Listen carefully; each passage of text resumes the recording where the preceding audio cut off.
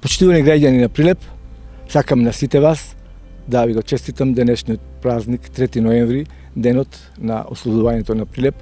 денот кога пред 74 години, после 4 годишната народно ослободителната борба, беше ослободен нашиот град. Сакам да оддадеме почит на нашите паднати борци, кои што ги изгубија и ги дадоа своите животи, за денес ние да имаме денешната наша слобода, која што треба да ја негуваме и да ја продолжиме понатаму и да се народуваме на она што ни го оставија. Сакам да се поклониме на могилата на неповедените, на 10 наши народни херои од Прилеп, кои што ни оставија аманет да ја чуваме нашата држава, да чуваме нашиот народ, нашите граѓани, кои што воедина сите заедно треба да се бориме за подобар животен стандард, за подобрен развој на нашиот град и за подобрен живот понатаму. Нека е честит уште еднаш и вековиот 3 ноември. 3 ноември, денот на конечното ослободување на Прилеп од фашистичкиот окупатор, е еден од најбитните датуми од историјата на Прилеп и прилепчани. Мотивот кој што го имале нашите предци да се изборат за слобода, независност и државност, нека биде поттик повеќе за сите нас, без разлика нашата верска, политичка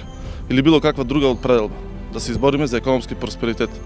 да се избориме да бидеме рамо до рамо со најмоќните држави во Европа и во светот, да бидеме членка на Европска унија, да бидеме членка на НАТО. Нека име вечна слава на сите паднати борци кои што ги положија своите животи за својата држава. Од моје име, од име на Советот на општина Прилеп, на сите граѓани на Прилеп, им го честитам 3 ноември, денот на конечното ослободување на Прилеп од фашистичкиот окупатор. Ја користам оваа прилика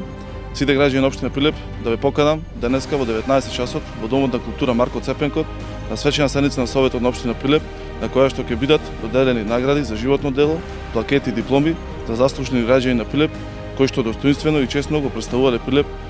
дали во државата или надвор од неа. Се наоѓаме пред еден значаен споменик могила на непобедените, каде има останки на можеби на многу наши блиски кои што ги дадоа своите животи за ова слобода. Ние повозрастните се сеќаваме на тие настани 44-та година при првото ослободување на Прилеп, кога фашистичките сили беа концентрирани на Корзо и кај